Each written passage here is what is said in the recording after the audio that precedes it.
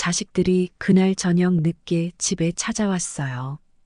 평소와는 다르게 표정이 잔뜩 굳어 있었죠. 아들 상우가 조심스레 입을 열며 말했어요. 엄마, 우리 사업 자금이 좀 필요한데 이번에만 도와주시면 정말 크게 성공할 수 있을 것 같아요. 저는 그 말을 듣고 숨을 깊이 들이쉬며 조심스레 대꾸했어요. 상우야, 민지야, 너희 집 장만할 때, 그리고 결혼할 때도 내가 다 도와줬잖니? 이제는 너희들이 스스로 자리를 잡아야 할 때가 되지 않았니? 상우는 예상하지 못한 대답에 잠시 당황한 듯 하더니 이내 얼굴을 붉히며 따졌어요. 엄마, 그렇게 과거 얘기만 하지 말고요. 지금 우리가 성공할 기회가 바로 눈앞에 있는데 엄마가 이걸 놓치면 나중에 후회하실 거예요. 우리 믿고 투자 좀 해주세요. 자식들 성공을 돕는 게 부모 아니에요. 민지도 옆에서 거들었어요. 엄마, 요즘 다들 부모님들 지원받아서 사업하고 그래요. 엄마 돈 우리 자식들에게 투자하는 게 무슨 잘못이라고 그러세요? 저는 참다 못해 단호하게 맞받아쳤어요. 그렇게 좋다면 너희가 벌어서 시작하면 되는 거지. 왜 내 돈을 당연히 가져가려 하니? 내가 평생 너희한테 다 내어줬는데 아직도 부족하다고 생각하니? 상우는 갑자기 목소리를 높였어요. 엄마, 이거 정말 우리 모두에게 좋은 기회라니까요. 엄마는 그냥 손 놓고 바라만 보시겠다는 거예요. 부모가 그 정도는 해줘야 자식이 성공할 수 있는 거 아니에요? 저는 깊은 한숨을 쉬며 고개를 저었어요. 그래. 나는 이제 내 남은 재산으로 내 노후를 준비하고 싶어. 그리고 이걸 위해 더는 너희들 요구에 끌려다니고 싶지도 않아. 그러니 앞으로 이런 얘기는 그만해라. 내 결정은 변하지 않을 거야. 그 말을 끝으로 애들은 한동안 아무 말도 하지 않았고 결국 화가 잔뜩 난 얼굴로 집을 나서며 문을 세차게 닫고 갔어요. 이게 무슨 일인가요? 이미 집장만의 결혼 준비까지 다 도와준 어머니에게 자식들이 더 돈을 받아가려고 하네요. 지칠 대로 지친 사연자 이정숙님은 손님이지만 자신의 옛날 모습과 비슷한 이수빈 씨에게 많은 도움을 받는데요. 오늘의 사연 한번 들어보겠습니다. 안녕하세요. 제 이름은 이정숙이에요. 올해로 68이 됐지요. 아마 제 나이쯤 되면 대부분의 분들이 느끼실 거예요. 여기저기서 아프고 몸이 예전 같지 않고 이제는 나 자신을 돌보기도 벅차다는 생각이 들죠. 사실 제가 이렇게까지 나이 든 기분이 드는 것도 얼마 되지 않았어요. 평생 두 아이 키우면서 하루하루 사는 게 바빠 내 몸이 늙어가는 줄도 몰랐으니까요. 그런데 요즘엔 예전보다 시간도 많아졌고 늘 마음이 헛헛해서 그간 살아온 날들이 머릿속에 떠오르곤 합니다. 내 나름대로는 자식들 잘 키우고 살뜰하게 살았다고 생각했는데 세상 일이 내 맘 같지가 않네요. 제 직업은 미용사예요. 어려서부터 재능 하나는 있었는지 손님들 머리 만지는 일에는 소질이 있었어요. 오래오래 이 미용실을 유지해온 덕분에 이제 단골 손님도 많아졌고요. 이게 저한테는 굉장히 큰 위안이 되곤 했습니다. 평생 가난에 시달리며 살았지만 제 손길을 기다리는 손님들이 있다는 건 정말로 힘이 돼요. 제 삶에서 자식들만큼이나 중요하고 소중한 공간이랍니다. 저는 두 아이를 혼자 키웠어요.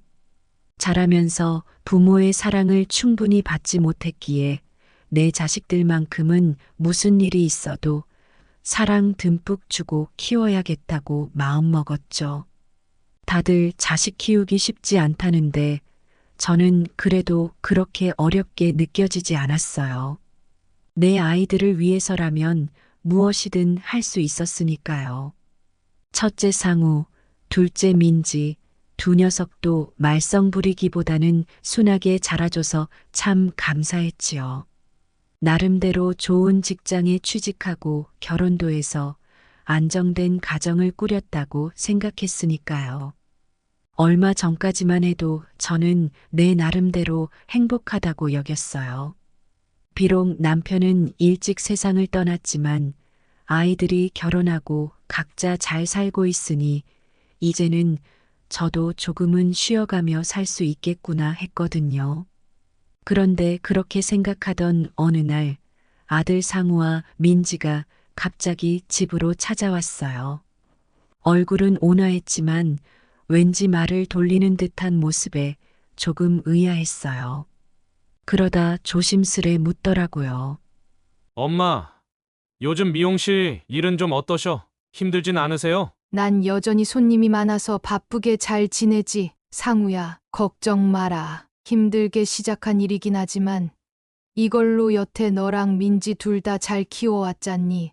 그리고 여태 유지된 게 고맙지 뭐니. 너희가 잘 살고 있으니 큰 걱정은 없어. 그러니까 상우가 잠시 뜸을 들이며 곧장 본론으로 들어왔어요.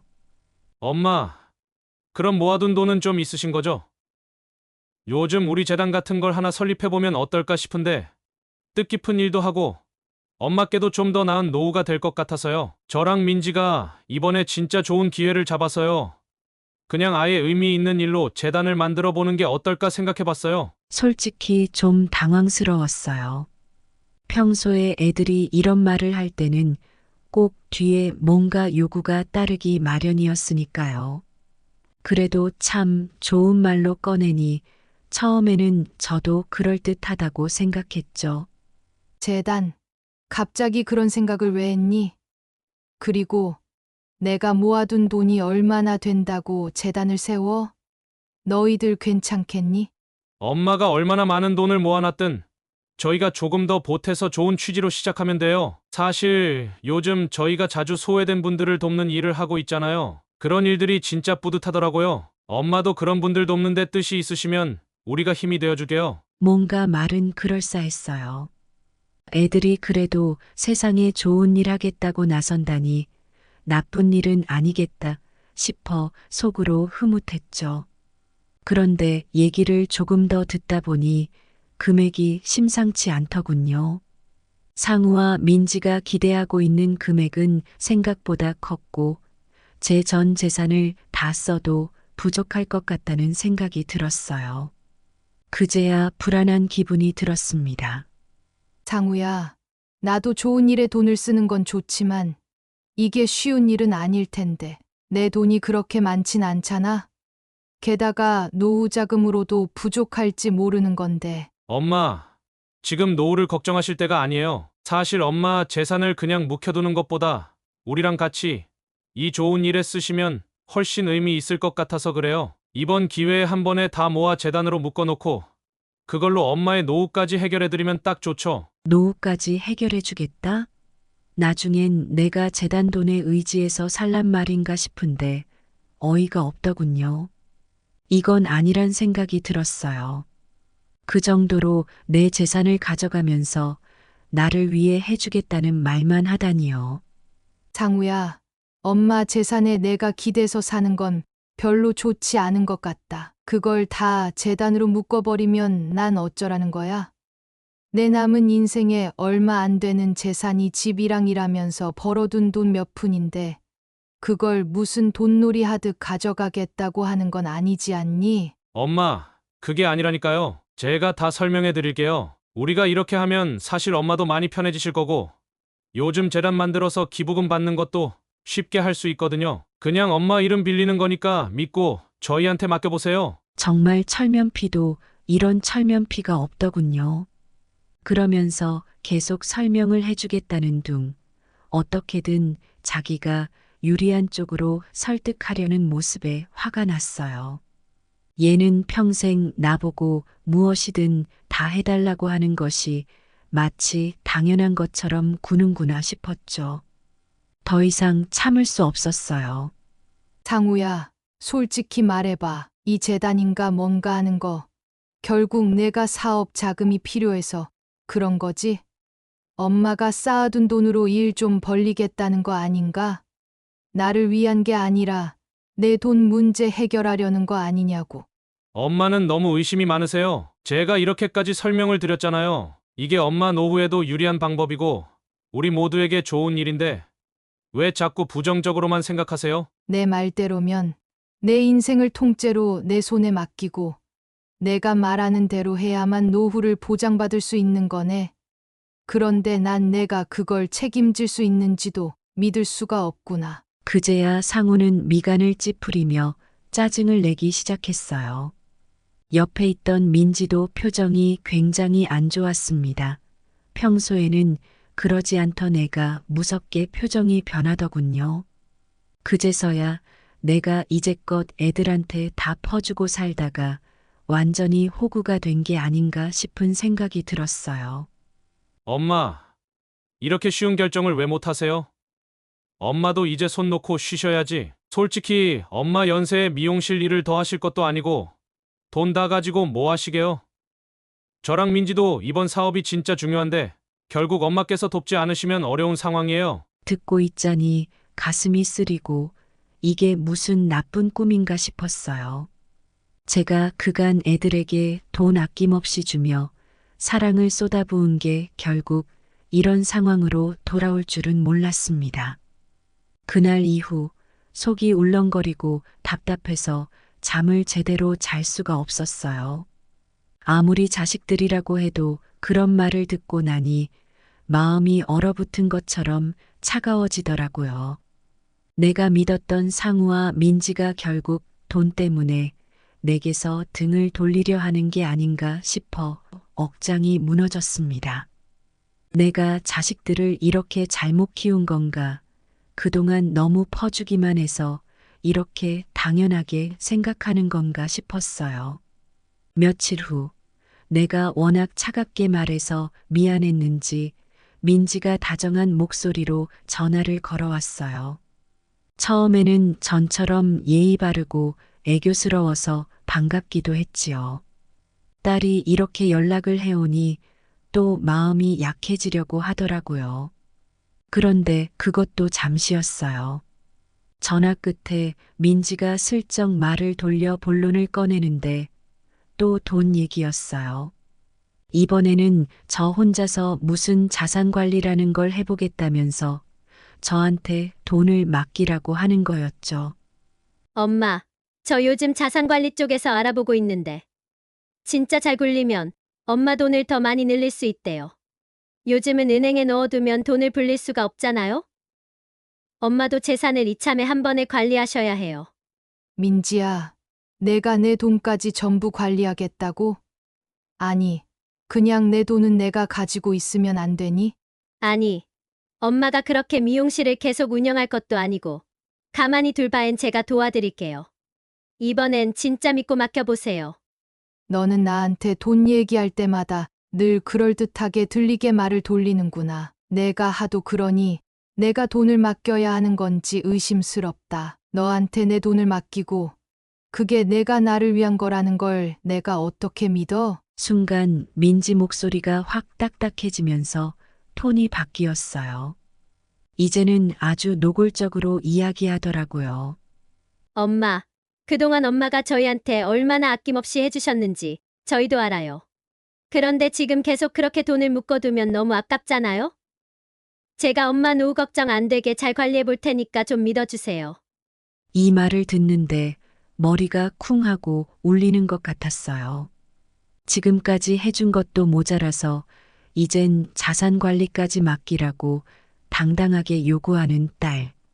그동안 아이들이 잘 살고 있다는 게 참 고맙다 생각하며 나름대로 아낌없이 지원했는데 민지의 말은 마치 내가 당연히 그 돈을 넘겨줘야 하는 것처럼 들렸어요. 그래도 여태껏 딸에게 기대를 많이 걸었던 터라 한 번만 더 믿어볼까 싶은 생각이 들었지요. 그럼 내가 지금 당장 어떤 계획을 세워놓았는지 말해보렴. 정말로 내 노후가 안정될 수 있는지 계획이 있다면 나도 듣고 생각해 볼게. 엄마가 세세히 들으시면 오히려 헷갈리시기만 할 거예요.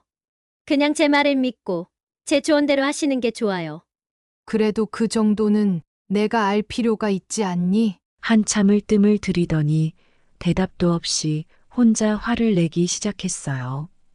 엄마, 이번에도 조금 도와주시면 안 돼요? 이게 무슨 큰 금액도 아니고 부모가 자식한테 투자하는 건데 그게 왜 그렇게 못 믿어하세요? 나는 자식들한테 할 만큼 했다고 생각하는데 그게 왜 부족하다고 느끼는 걸까? 이번에도 민지가 화를 내니까 참 내가 별것도 아닌 일에 딴지를 건 건가 싶은 생각까지 들더라고요. 사실 자식들에게 좀 더 해주는 게 무슨 대수겠냐 싶었지요. 그런데 그 생각이 들고 나니까 왠지 내가 더 기댈 곳도 없고 다 퍼줘야 마땅한 사람으로 보이는 게 억울하고 서글퍼졌어요. 그래도 참았어요. 어찌됐든 자식인데 내게 불평하고 화내는 걸 다 들어주는 게 부모인 것 같아 참고 넘어가려 했죠. 하지만 그러면서도 내심 상우와 민지가 혹시라도 이러는 게 진심은 아니고 다른 무슨 오해나 착각이 있기를 바랐어요. 내 아이들이기에 돈만 바라고 이러는 건 아니겠지 하면서 그때 마침 단골 손님이자 요즘 자주 오는 이수빈 씨가 미용실로 들어섰어요. 수빈 씨는 나보다 훨씬 어린 사람인데도 묘하게 둘이 서로 말이 잘 통했어요. 수빈 씨는 혼자 딸을 키우는 싱글맘인데 그 어려운 상황에서도 늘 밝은 얼굴로 찾아와서 내게 고민도 털어놓고 내 이야기도 잘 들어주었지요. 안녕하세요, 사장님. 얼굴이 왜 이렇게 어두우세요? 무슨 일 있으세요? 아유, 그냥 자식들 때문에 신경이 좀 쓰여서 요즘 돈 얘기를 자꾸 해서 혼란스러워요. 내 얘기를 들은 수빈 씨는 잠시 조용하더니 어색하게 웃으면서 말을 꺼냈어요. 저희 엄마도 저 키울 때 그런 고민 많으셨다던데요. 결국엔 자식보다는 자신을 먼저 챙겨야 한다고 늘 말씀하셨어요. 지금도 엄마 생각하면 제 가슴이 미어질 때가 있거든요. 그 말을 듣고 있으니 묘하게 마음이 편안해졌어요. 물론 자식이 잘 되길 바라는 마음은 있지요. 하지만 그게 결국 나한테 모든 걸 바치라고 강요하는 건 아니잖아요. 이수빈 씨는 내 얘기를 가만히 듣더니 진지하게 고개를 끄덕였어요. 사장님, 그동안 너무 자식들 위해서 아낌없이 사셨잖아요. 그런데도 더 바란다면 이제는 조금은 나서서 거절하셔도 되는 것 같아요. 자식도 부모가 챙겨야 할 것 같지만 때로는 부모가 자식에게 자기 몫의 존중을 받을 필요도 있는 거니까요. 수빈 씨가 그 말을 해주는데 마치 제게 큰 위로가 된 기분이었어요.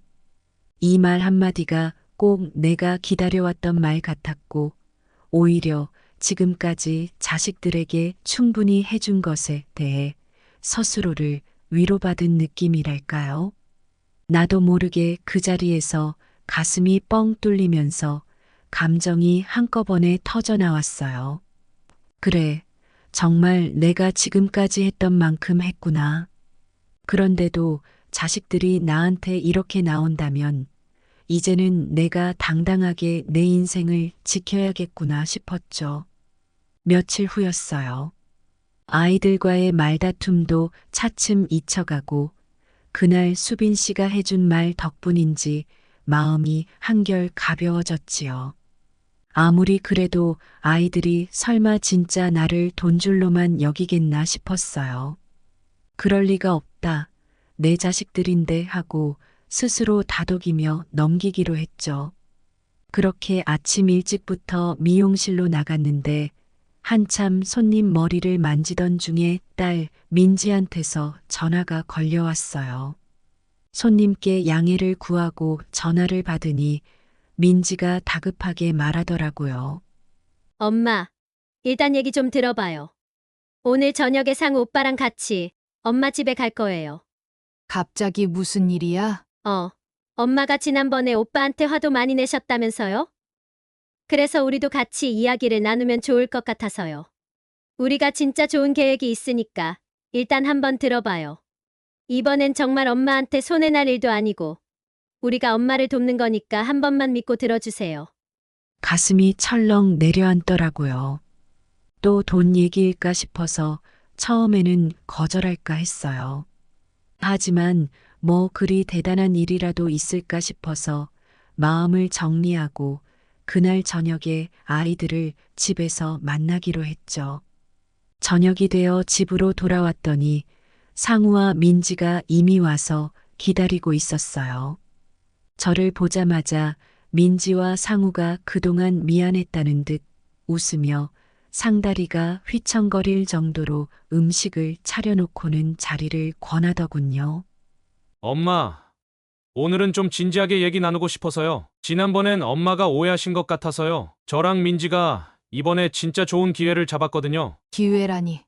또 무슨 얘긴데? 어색한 미소를 지으며 말문을 열더니 제 저축을 다 출자하면 지금 이자로 훨씬 높은 수익을 낼 수 있는 상품을 소개받았다고 말하는 거예요.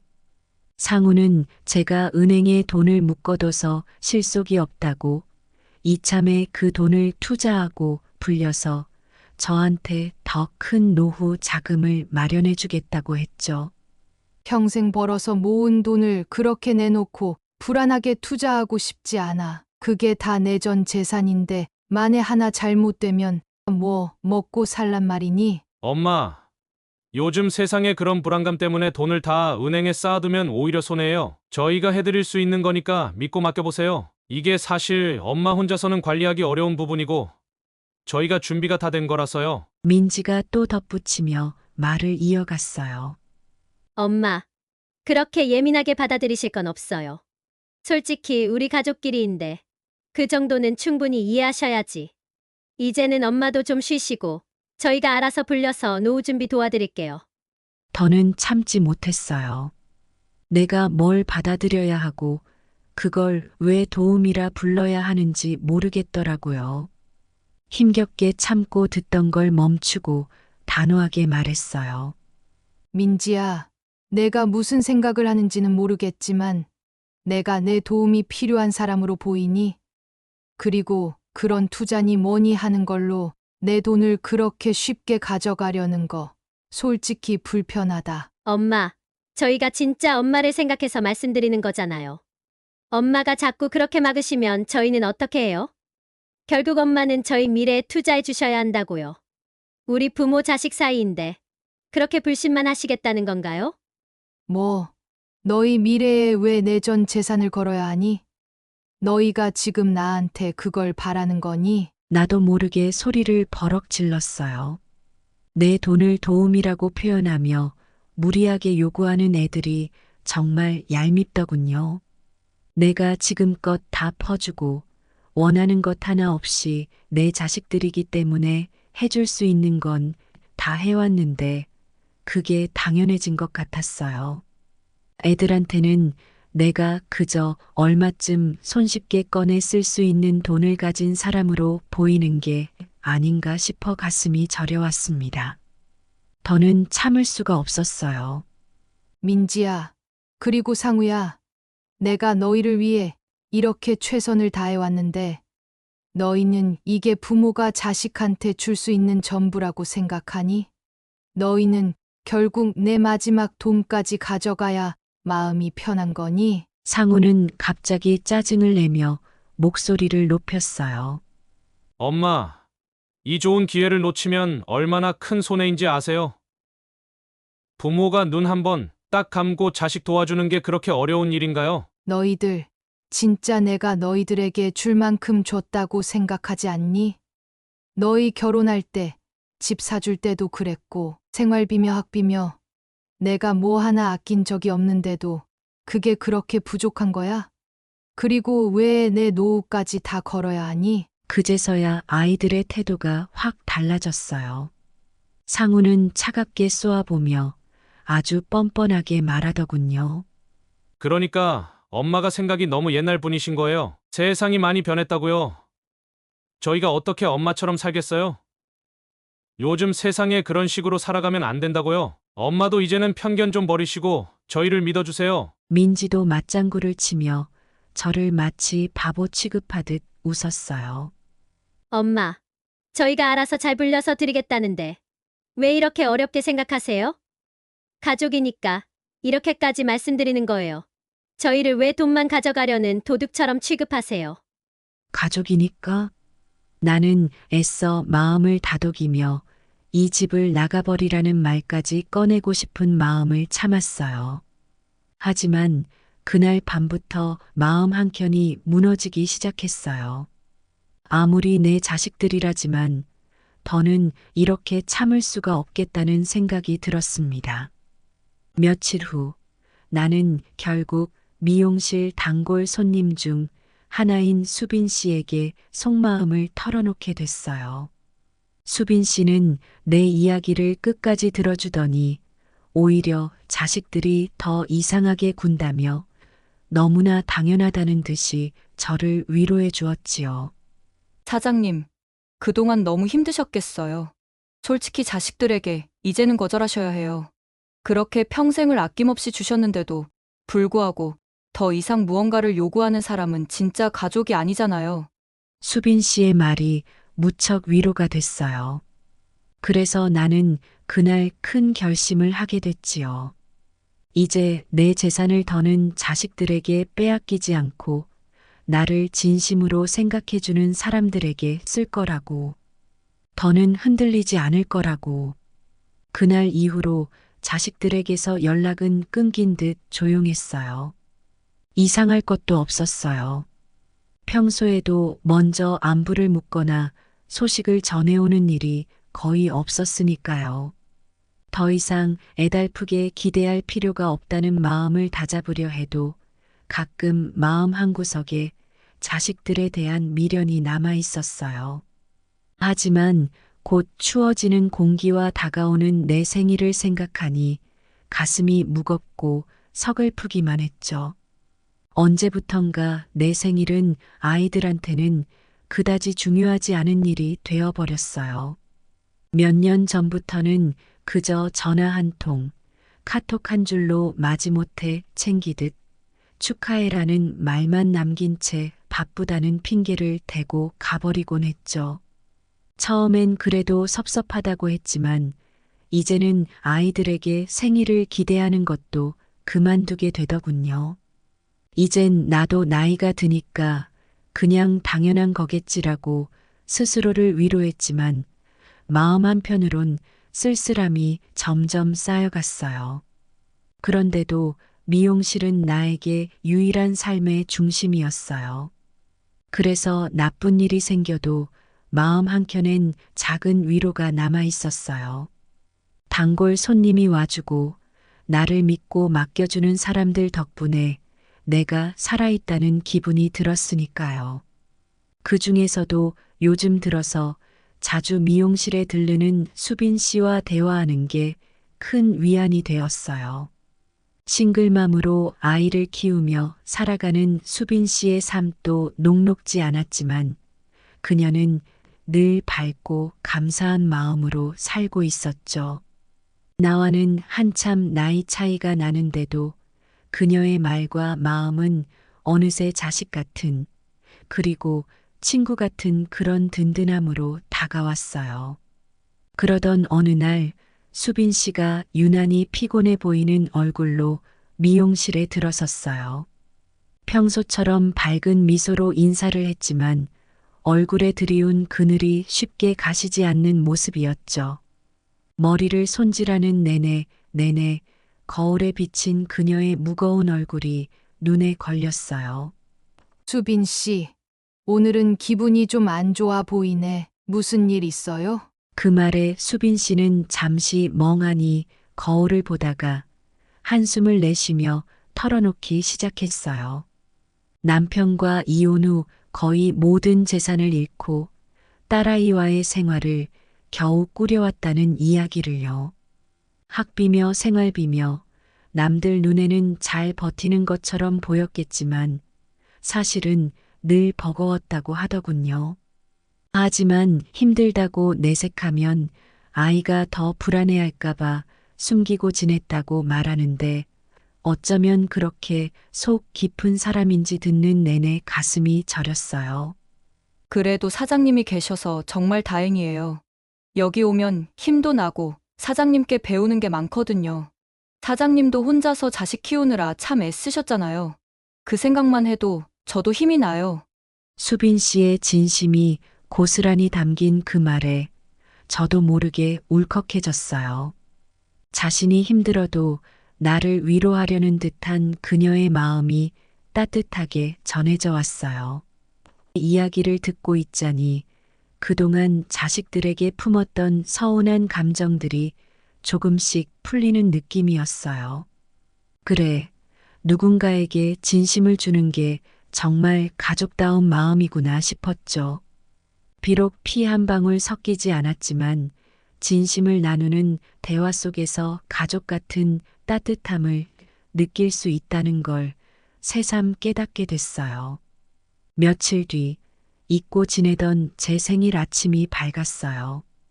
아무런 기대도 하지 않았고 그냥 오늘 하루는 평범하게 지나가면 좋겠다는 생각뿐이었어요. 핸드폰을 들여다보면서도 아이들에게 연락이 올 거라는 기대조차 하지 않았죠. 예전 같으면 아침 일찍 축하 연락을 받기 위해 미리 기다리기도 했지만 이제는 그런 설렘조차 남아있지 않았어요. 결국 하루가 거의 반이 지나도록 아이들에게서 전화 한 통, 문자 한 줄 없이 조용히 흘러갔어요. 전날 내 마음을 쓸쓸하게 만들던 예감이 현실이 된 것 같았어요. 그런데 생각지도 못한 손님이 미용실에 찾아왔어요. 다름 아닌 수빈 씨였어요. 한 손에는 케이크와 작은 꽃다발을 들고 조심스레 내게 다가오는 수빈 씨를 보는 순간 가슴이 찌르르해졌어요. 사장님, 생일 축하드려요. 오늘 아침부터 사장님 생각이 계속 나더라고요. 그래서 작은 거지만 제 마음을 담아 준비했어요. 이거 받아주시면 좋겠어요. 너무 놀라서 한참을 바라보다 물었어요. 아니, 수빈 씨, 내 생일을 어떻게 알았대요? 저번에 미용실 달력에 적혀 있길래요.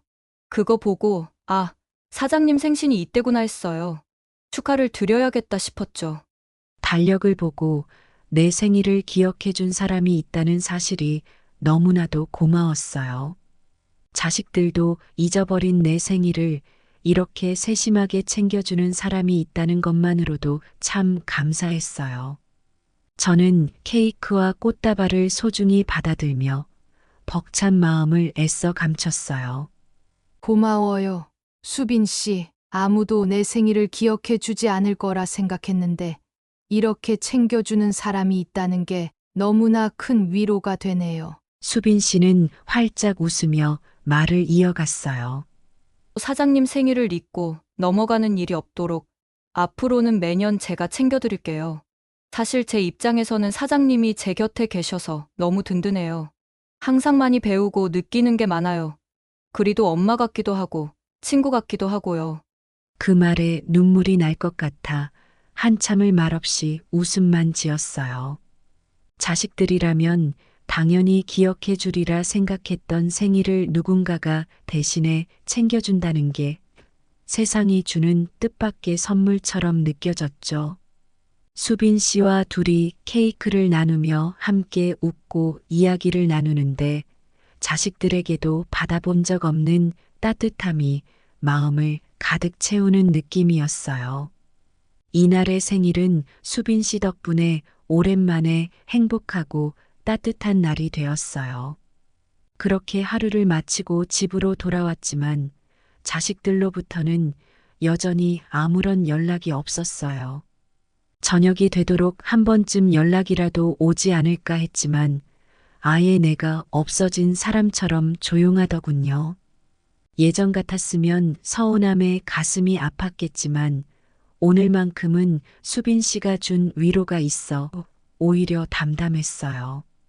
누군가에게 조건 없이 진심을 나눈다는 게 어떤 것인지, 그리고 그것이 얼마나 소중한 일인지 수빈 씨가 내게 가르쳐 준 것 같았어요. 며칠 후 점점 한겨울 추위가 찾아오던 어느 저녁 아들 상우에게서 전화가 걸려왔어요. 한참 동안 연락 한 번 없더니 이번에는 전화가 걸려오자마자 다짜고짜 저를 부르며 무슨 일이 있어 보이는 목소리로 말했어요. 엄마, 지금 민지랑 같이 엄마 댁으로 갈게요. 할 얘기가 있어요. 나는 그날 아침부터 몸이 좋지 않아 잠깐 쉬고 있던 터라 내키지 않았어요. 그렇지만 내 자식들이 무슨 일로 찾아오는지 궁금하기도 하고 마지못해 알겠다고 하고 집으로 불렀죠. 얼마 후 상우와 민지가 자기 와이프와 남편들까지 데리고 집에 들어왔어요. 모두가 평소보다 진지한 표정을 하고 있는 모습에 무슨 일인지 물어보려 했지만 상우가 먼저 입을 열었어요.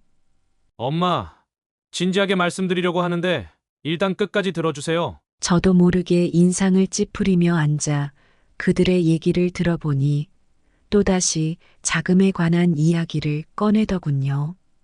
이번에는 내가 가진 집을 담보로 대출을 받아 그 돈을 사업 자금으로 쓰자는 거였어요.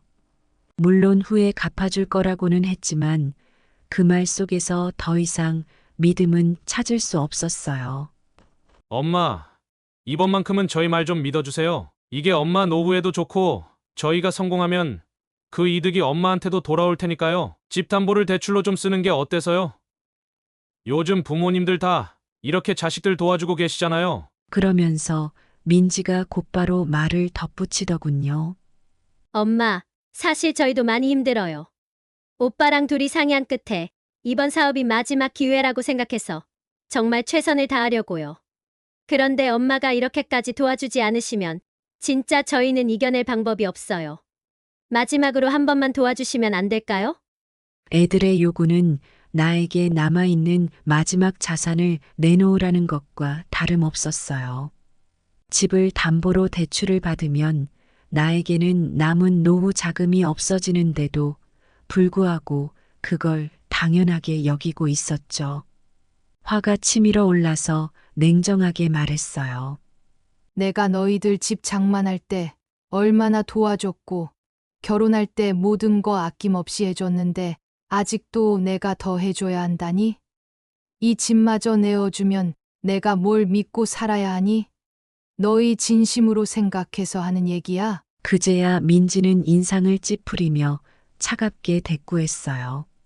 엄마, 자꾸 그런 옛날 얘기하지 마세요. 지금은 옛날이랑 달라요. 저희 세대는 훨씬 더 살기 힘들단 말이에요. 엄마는 그냥 쉬시면서 저희한테 좀 맡기시면 안 돼요? 어차피 나중에 집도 저희가 물려받을 텐데. 지금 그냥 대출로 잠깐 쓰고 나중에 다시 다 돌려드릴게요. 그 말에 숨이 막히는 것 같았어요. 자식이라는 이유로 그동안 한없이 믿고 베풀어온 내 마음을 그들이 이렇게 당연하게 여긴다는 게 너무나도 서글프고 화가 났어요. 한참 동안 참았지만 더는 견딜 수가 없었어요. 내가 지금까지 너희들한테 준 게 부족하니? 너희는 도대체 언제까지 부모가 당연히 너희들 뒷바라지를 해줘야 한다고 생각하니? 나는 그동안 너희가 원하는 대로 다 해줬고, 이제는 나도 나를 위해 살고 싶어. 이 집까지 내어줄 수는 없어. 그러자 상우는 순간 얼굴이 굳더니 아예 뻔뻔하게 쏘아붙였어요.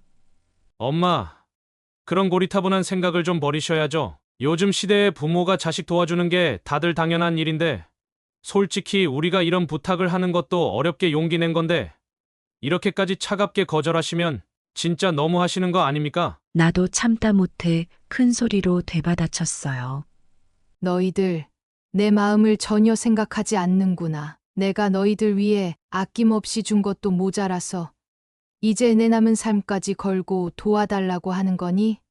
난 너희들 때문에 평생 모은 재산을 한 푼 남김없이 다 써야만 좋은 엄마가 되는 거냐? 제 말에 민지와 상우는 당황한 얼굴로 서로를 쳐다보다가 끝내 목소리를 높이며 다시 요구하더군요. 그렇게 따지면 결국 엄마 혼자서 노후 준비도 어렵고 이 집을 담보로 쓰는 게 우리 모두에게 이득이라면서요. 결국 나는 참다 못해 폭발하고 말았어요. 그래. 그럼 너희가 그렇게 원하는 대로 이 집까지 다 가져가 봐라. 하지만 그 다음엔 나를 찾지 말아라. 난 너희들에게 더는 줄 것도 없고 더 이상 나를 희생하고 싶지도 않아. 그러니 나를 두고 이제 각자 알아서 살아라. 그 말을 남기고 방으로 들어가 버렸어요. 그동안 내 자식들에게 이렇게까지 쓴소리를 해본 적이 없었어요. 하지만 더는 참을 수 없었어요. 끝도 없이 요구하는 그들의 뻔뻔함에 가슴이 먹먹했죠. 방으로 들어와 문을 닫고 나서도 한동안 숨이 차고 눈물이 나서 쉽사리 마음을 진정할 수가 없었어요. 아이들이 나간 후 한동안 그날의 감정이 가라앉지 않았어요. 그저 마지막 남은 집 한 채만이라도 지켜야겠다는 결심이 점점 더 굳어졌어요. 내가 그렇게 다짐하지 않으면 결국 남은 노후조차 편히 보낼 수 없을 거라는 절박함이 들었죠. 며칠이 지나도 마음이 가라앉지 않아 참다 못해 수빈 씨에게 연락을 했어요.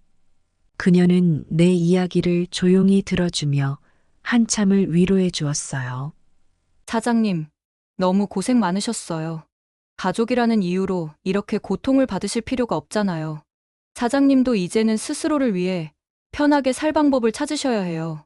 저희 엄마도 그렇게 사셨고, 제게 늘 하시던 말씀이 부모도 스스로를 위한 시간을 가져야 한다였거든요. 제가 너무 잘 아니까 사장님 마음이 더 아프게 느껴져요. 수빈 씨의 말 한마디 한마디가 내게 너무 큰 위로가 됐어요. 그제야 진심으로 결심했죠. 더는 자식들에게 내 마음을 내어주지 않겠다고요. 이제 자유로워질 때가 되었다고요. 그리고 수빈 씨와의 연락 후 저는 한 가지 생각이 떠올랐어요. 더 이상 아이들에게 휘둘리지 않기 위해 이 집을 수빈 씨에게 임대해주고 수빈 씨와 딸 아이가 이 집에서 안정적으로 지낼 수 있도록 하는 게 어떨까 하는 생각이었어요. 나중에 나아가서는 원수 같은 자식들보다는 나중에 수빈 씨에게 이 집이 가는 게 좋겠다는 생각까지 하게 됐어요. 그날 밤 나는 결심을 굳혔어요. 자식들에게 줄 수 있는 것은 이제 더 이상 남아있지 않다는 사실을 받아들이기로요. 대신 나를 진심으로 아끼고 위로해주는 사람과 함께 남은 시간을 살기로 했어요. 결심을 굳히고 나서부터 마음이 한결 편해졌어요. 그동안 자식들에게 내 모든 걸 주었고, 이제는 자식들에게서 독립할 차례라 생각하니 스스로를 조금씩 위로할 수 있었어요. 나는 남은 삶을 나를 진심으로 아껴주는 사람과 함께 편하게 보내기로 다짐했어요. 그런 생각이 들어서일까요? 오히려 마음이 가벼워져 한결 더 미소를 지으며 하루하루를 살아갈 수 있었어요. 며칠 뒤 수빈 씨가 미용실에 찾아왔어요. 그녀에게 이 집에 들어와 안정적으로 지내라고 권하려는 마음이 점점 확고해지고 있었어요. 점심시간이 되자 그녀를 잠시 옆에 불러 세웠어요. 수빈 씨, 사실 할 말이 있어요. 요즘 혼자서 아이 키우느라 얼마나 힘들겠어요. 여태껏 수빈 씨가 말없이 고생하는 모습 볼 때마다 내가 해줄 게 없어서 참 미안했어요. 제 말에 수빈 씨는 놀란 얼굴로 제 눈을 바라보았어요. 사장님, 무슨 말씀이세요? 저야말로 사장님께 늘 감사할 따름인데요. 매번 이렇게 도와주시고 말씀 나눠주셔서 정말 큰 힘이 됐어요. 그 말에 한 번 더 마음이 따뜻해지더군요. 그래서 마음을 가다듬고 본론을 꺼냈어요. 이제 그만 혼자 고생하지 말고 우리 집으로 들어와요. 내가 자식들이랑 연을 끊기로 결심했어요. 나와 살면서 딸아이와 함께 안정적으로 지내는 게 어때요? 이 집은 임대 형태로 지금 지내는 곳보다 훨씬 싸게 내어줄 테니 부담 갖지 말고 편하게 지내요. 내가 많은 건 못 해줘도 이 정도는 도와줄 수 있을 것 같아요. 집도 넓어서 지금 지내는 곳보다는 훨씬 나을 거예요. 수빈 씨는 한참 동안 말없이 고개를 숙이고 있었어요. 그러다 결국 눈에 눈물이 고이더니 조용히 제 손을 잡았어요. 사장님 진짜로 저에게 이렇게까지 해주셔도 되는 거예요? 저는 고개를 끄덕이며 환하게 웃었어요. 비록 피 한 방울 섞이지 않았지만 이제 나는 진심을 주고받을 수 있는 새로운 가족이 생겼다는 사실이 너무 기쁘고 감동적이었어요. 수빈 씨도 그동안 고생이 심했을 텐데 조금은 편하게 지내야 하지 않겠어요? 내 옛날 모습이 떠올라서 그래요. 그리고 수빈 씨 아니었으면 자식들에게 이미 모든 걸 뺏겼을 거예요. 부담 갖지 않았으면 좋겠어요. 수빈 씨는 말없이 눈물을 훔치더니 힘껏 고개를 끄덕였어요. 그렇게 수빈 씨와 나는 가족 같은 인연을 맺기로 했어요. 그리고 며칠 후 수빈 씨와 딸아이가 짐을 들고 집으로 들어왔어요. 그 작은 가방과 웃음 띤 얼굴이 내 집안 가득 행복을 채워주는 듯 했어요. 오랜만에 집에 누군가의 따뜻한 기운이 감돌고 집안이 다시금 활기를 되찾는 느낌이 들었어요. 아이 덕분에 집이 점점 생기 있어졌고 수빈 씨는 내게 언제든 마음을 나눌 수 있는 친구 같은 존재가 되어 주었죠. 한동안 소식을 끊었던 상우와 민지에게는 내 결정이 전해졌는지 곧 분노에 찬 목소리로 다시 전화가 걸려왔어요. 엄마, 그게 무슨 소리예요? 도대체 왜 그 사람한테 집을 내준다는 거예요? 나는 이미 결심을 굳힌 상태였기 때문에 차분하게 대답했어요. 이제 너희들로부터 벗어나 내 삶을 지키고 싶단다. 너희는 이제 성인이니 너희 인생을 스스로 꾸려가길 바란다. 이 집은 내 남은 인생을 위해서도 필요해. 더는 너희들이 나에게 손 벌릴 이유가 없잖니. 상우와 민지는 계속해서 분노를 감추지 못했어요. 특히 민지는 어처구니 없다는 듯 쏘아붙였어요. 어머님, 지금 저희와 연을 끊겠다는 거예요? 피도 섞이지 않은 남과 살면서 자기 자식들은 이제 필요 없다는 거예요? 나는 차분하게 대꾸했어요. 그래. 그 피가 그렇게 중요하다면 너희는 너희 길을 잘 찾아가면 된다. 그동안 내가 줄 수 있는 만큼 주었고 이젠 더 줄 것도 없다. 자식이라고 모든 걸 무조건 희생하며 퍼줘야 한다는 건 더는 아닌 것 같구나. 아이들은 여전히 저를 이해하지 못했어요. 하지만 이제는 그들이 뭐라고 하든 더 이상 내 마음이 흔들리거나 아프지 않았어요.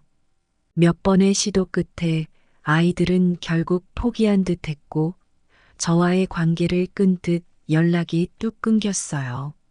아이들이 떠난 후 자식들에게 이 집과 재산이 가지 않도록 법적 조치를 모두 다 해놓았습니다. 그리고 더는 내 삶이 얽매이지 않기를 바라며 한결 가벼운 마음으로 수빈 씨와 지내기 시작했어요. 그날 이후로 수빈 씨와 저는 서로를 가족처럼 아끼고 돌봐주며 진정한 가족의 의미를 다시 찾아가게 됐어요. 함께 아침마다 집안을 정리하고 미용실에서 함께 일하며 수다를 나누고 저녁이면 소박한 밥상을 마주하며 웃을 수 있는 매일매일이 너무나 소중했어요. 수빈 씨의 딸아이는 나를 할머니라 부르며 따뜻한 미소로 안아줬고 덕분에 내 삶은 전혀 다른 의미를 갖게 되었어요. 이제는 핏줄로 묶이지 않은 가족이지만 진정한 사랑을 주고받는 사람들과 함께 지내며 진심으로 행복을 느끼게 되었죠. 부끄럽지만 제 이야기를 끝까지 들어주셔서 정말 감사드립니다. 여러분들도 저처럼 자식 때문에 속 썩인 적 있으신 분이 계실지 궁금하네요. 댓글로 한번 써주세요. 다른 분들 얘기를 보며 마음의 위안을 얻고 싶네요. 감사합니다. 오늘의 사연 듣고 어떤 생각이 드셨나요? 여러분의 생각을 댓글로 편하게 소통해 주세요. 그리고 구독과 좋아요, 알림 설정해 주시고 앞으로 계속 함께 해주시면 감사하겠습니다. 항상 행복만 가득한 삶 되시길 바라겠습니다. 감사합니다.